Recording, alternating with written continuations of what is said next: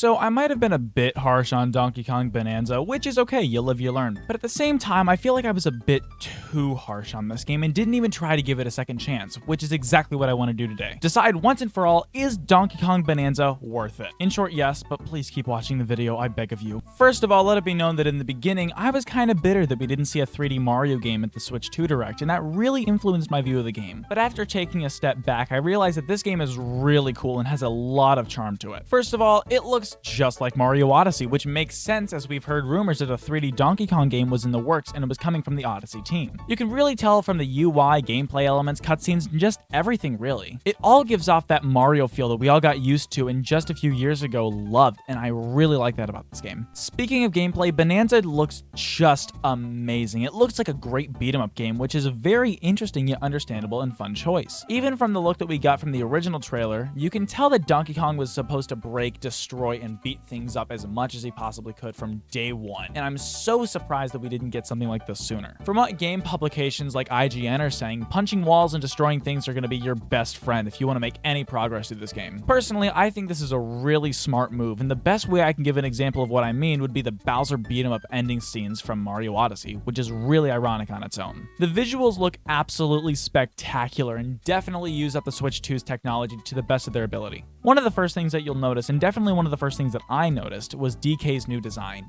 As you can tell, it very closely resembles his 2023 movie appearance and follows the same style as Mario Kart World. All this really makes me think, is Nintendo gonna keep Donkey Kong like this? Let me know what you think down in the comments. On top of all that, the game looks very vibrant and detailed. This most likely has to do with the new HDR support that we see on the Switch 2, and it'll be amazing. I also noticed some sick callbacks to previous games like Donkey Kong Country from the SNES and the DK Beat from DK64, which is really nice for gamers like me who love a bit of nostalgia. The game overall just looks spectacular. I know I've said it a million times, and you can tell from multiple different angles. You can look at the water and how reflective and perfect it looks. You can look at any graphic.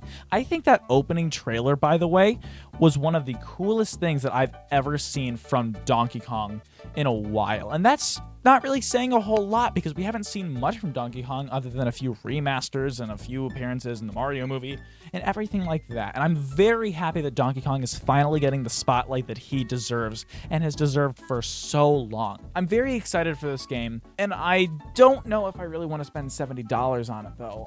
It's a very big investment, and I'm so close to saying absolutely, but there's something about this game, and I love it to death, as I've made very clear here. I love this game to death, but I'm not sure if I'm willing to spend, $70 on it.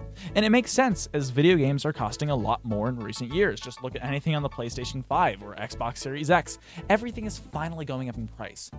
It was understandable when Tears of the Kingdom was $70 and everybody freaked out because they're all thinking, oh, Nintendo's going up with prices. But now that this is a social norm to up your prices to $70, sometimes even $80 and $90, like what we're seeing with Mario Kart World, these games had better be worth $70, $80, and $90, or people are going to stop buying games at all. And that's something I hope Nintendo figures out at some point, because this is a very important thing that people have to get into their heads.